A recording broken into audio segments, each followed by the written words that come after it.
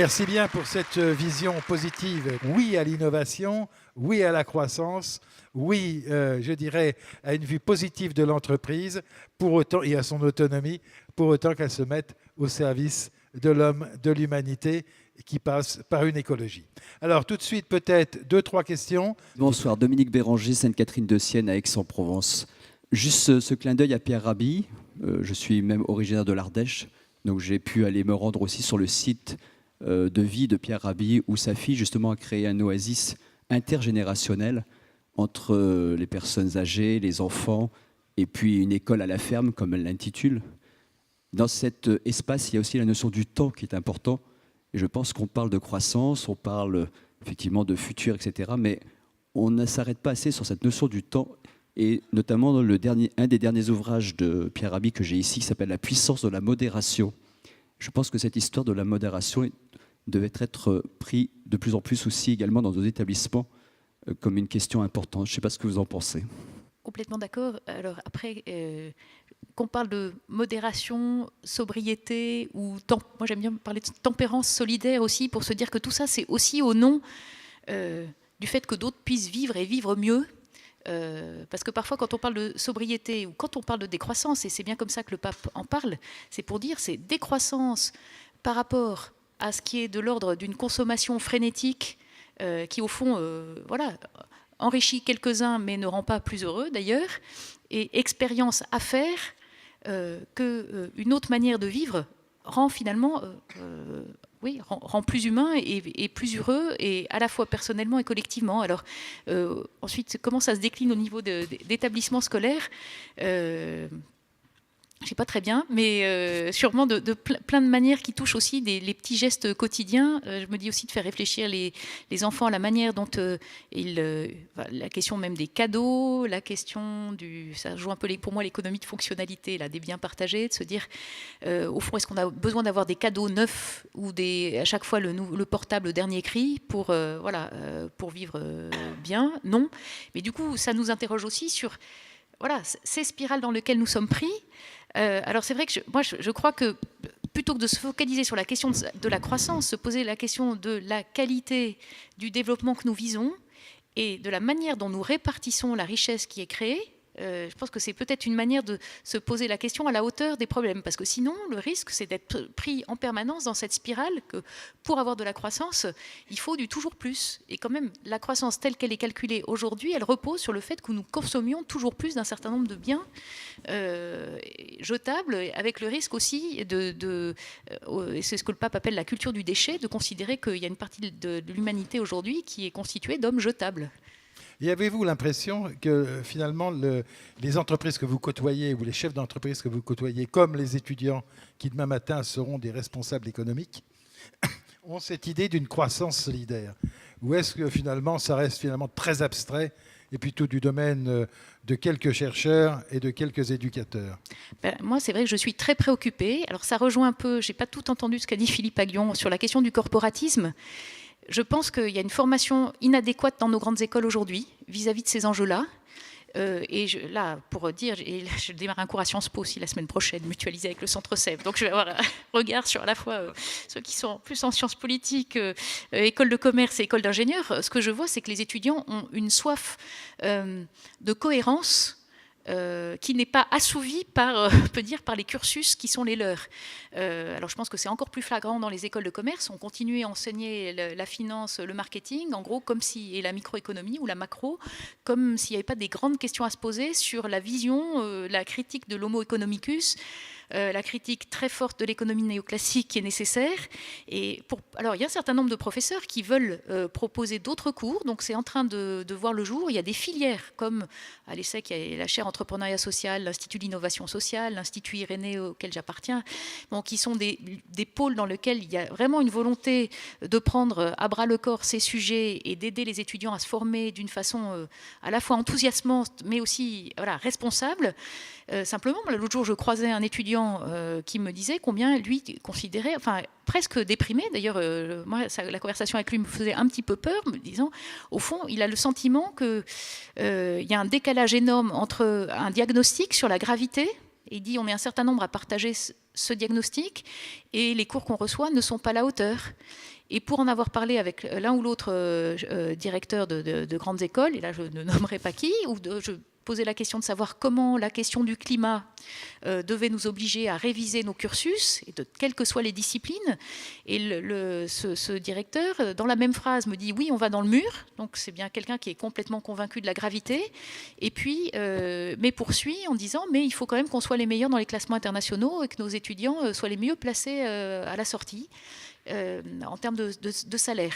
Alors moi, je dois dire que quand j'entends ce genre de réflexion, je trouve ça glaçant. Alors à la fois, évidemment, si on se met dans la peau de ce patron de grande école, on se dit, d'une certaine manière, il a intériorisé complètement la contrainte que pour pouvoir rester dans la course, il faut voilà, être sur ce système de classement en termes de, voilà, après tout ce qu'on sait, les injonctions de publication dans des revues qui, justement, parfois ne font vraiment pas avancer les choses. Enfin, tout ça, c'est plein de cercles vicieux.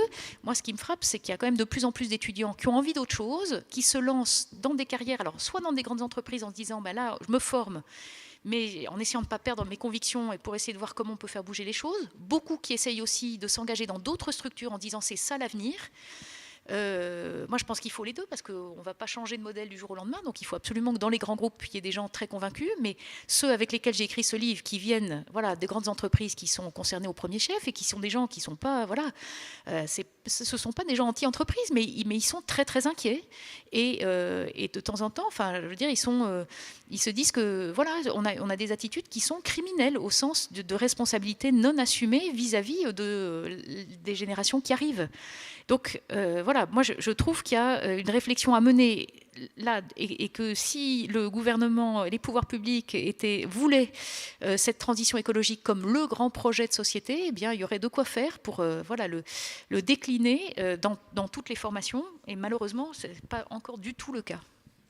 Voilà, raison de plus pour que les établissements qui sont eux-mêmes des structures économiques développent cette idée de cette croissance, effectivement, qui ne peut se faire qu'au travers de cette vision d'humanité. Alors, peut-être une remarque de la part de Louis-Marie Fillon. Alors, c'est une question plus qu'une remarque. J'aimerais bien vous entendre sur peut-être quelques moyens de développer la sobriété heureuse comme un vrai projet de vie, finalement. Est-ce que vous avez un peu exploré ce qui pourrait nous aider à développer ce concept en éducation? Pour dire les choses comme je les perçois, par rapport aussi, je prends là l'exemple d'établissements scolaires que j'ai bien connus, où je vois, je me dis il y a un vrai risque parfois, du point de vue de l'engagement social, de penser des projets qui sont un peu à côté de tout le parcours d'enseignement.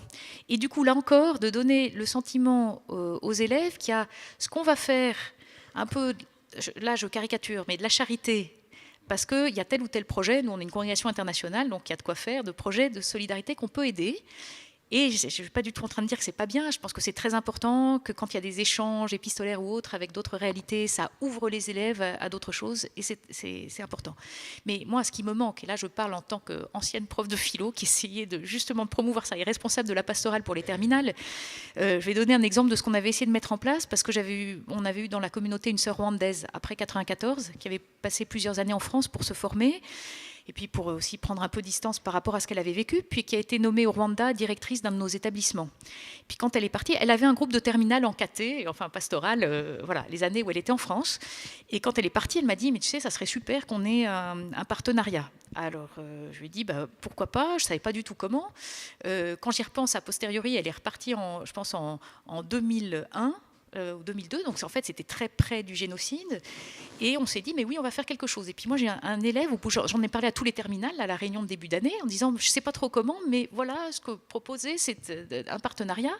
Un élève arrive, me dit moi j'en ai parlé avec mes parents, il a regardé un peu la situation, son père était journaliste aussi, alors il était du coup le parent lui disant bon c'est une zone qui est pas spécialement tranquille encore, mais pourquoi pas proposer, plutôt que de faire le stage requis à ce moment-là en terminale d'une semaine, proposer de partir de 2 semaines au Rwanda pour aller sur place. Cet élève me disant je vais partir faire de l'humanitaire.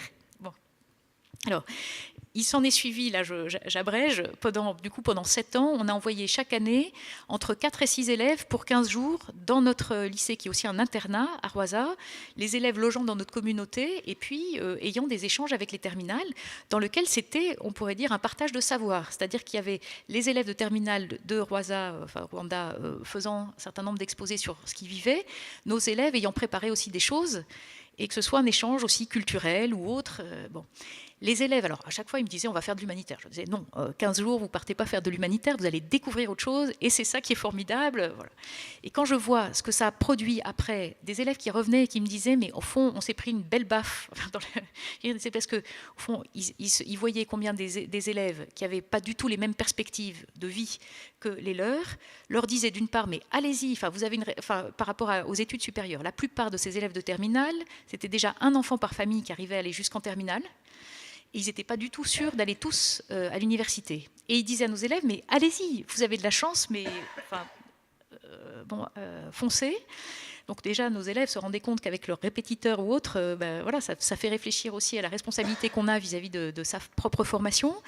Et puis, alors, ça a été aussi une belle école par rapport... Alors, ça rejoint ensuite les questions d'écologie intégrale ou de sobriété, parce que nos élèves, je me rappelle encore, moi, ma honte, une fois, on avait organisé, parce qu'un système pour envoyer je crois que c'était par l'ordre de Malte, des cartons avec des fournitures scolaires qui manquaient beaucoup. Et donc, on avait proposé une collecte à l'école. Eh bien, les élèves du lycée, les terminales, là, avaient apporté des crayons mâchouillés pour certains d'entre eux. Je n'exagère à peine. Là, je dois dire que quand on voit ça, donc c'était vraiment, donc ils étaient dans la logique, c'est nous les riches qui allons donner aux pauvres. Et vraiment la caricature aussi de l'action charitable où en fait, en gros, on se débarrasse de ce dont on ne veut plus. Alors là, du coup, on avait quand même, avec la directrice des études de première terminale, avec un certain nombre de profs, fait réfléchir les élèves. Alors, c'est juste un petit exemple, puis là, il était tellement choquant que... Voilà. Mais pour essayer de réfléchir à l'articulation de l'économie, justement, de l'histoire géo, ça pouvait être aussi de sciences de la vie et de la terre, et philosophie et pastorale, pour se dire comment, là, quand on réfléchit un écart entre ce qui se passait à l'époque au Rwanda, ensuite c'était aussi la question de la justice et du pardon. Il y avait à peu près tous les thèmes à la fois, et de se dire comment ça pouvait aider les professeurs à montrer le lien entre les programmes scolaires et cette idée que finalement ce qui fait d'une vie, d'un parcours de vie, une vie vraiment accomplie pour les élèves. Qu'est-ce que réussir sa vie, et pas simplement qu'est-ce que réussir dans la vie, c'est justement une prise en compte de ces questions-là. Alors après, dans ceux qui sont partis au Rwanda, il y en a certains qui ont fait des choix de parcours professionnels qui sont liés au fond au fait que ça les avait beaucoup marqués, mais ensuite dans des métiers très très différents. Et puis, je pense que d'avoir comme ça des immersions, alors pour moi, je trouve que c'est un des moyens. Alors après, ça dépend peut-être aussi des réalités vécues.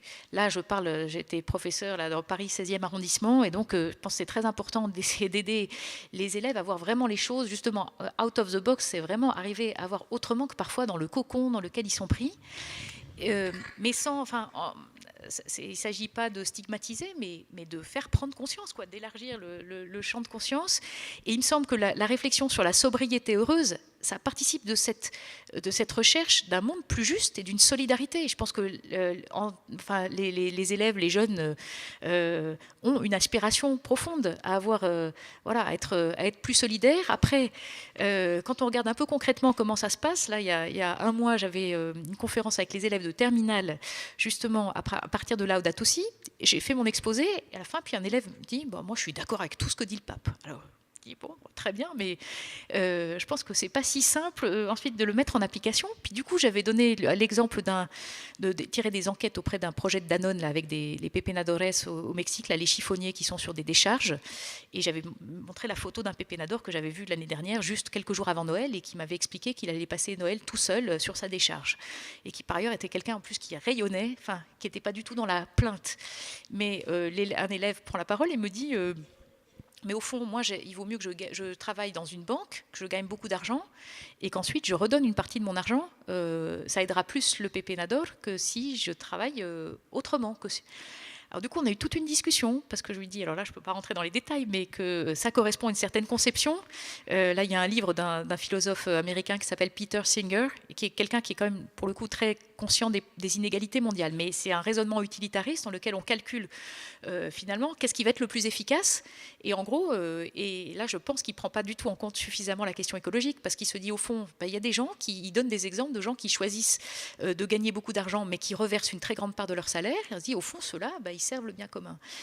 Alors moi, alors là, on n'a pas le temps, mais je pense qu'il y a un vrai sujet, c'est justement de se dire comment, en amont, avant même de créer de la richesse, on intègre le fait que tous puissent être partie prenante de cette création de richesse, et que le problème de ce raisonnement ex post, c'est qu'on ne prend pas en compte ça, et que réfléchir à la sobriété, ça rejoint peut-être la modération, la question du temps, quand on dit l'éloge de la lenteur aussi, d'arrêter d'être dans ce rythme frénétique dans lequel on ne prend plus le temps de savoir, de se poser, de se dire qu'est-ce qui nous rend heureux. Et c'est pour ça que je reviens toujours sur cette question du lien social. C'est qu'au fond, alors je pense que si chacun disait un peu ici qu'est-ce qui le rend heureux, ça reviendra toujours d'une manière ou d'une autre à la question du lien avec des personnes qu'on aime, avec le fait de se sentir utile, de se rendre utile. Et ça touche donc ça touche profondément le lien social. Donc à quoi sert d'avoir une croissance forte si pour autant elle détruit cette cohésion sociale? Merci bien, merci pour ces propos, cette réflexion.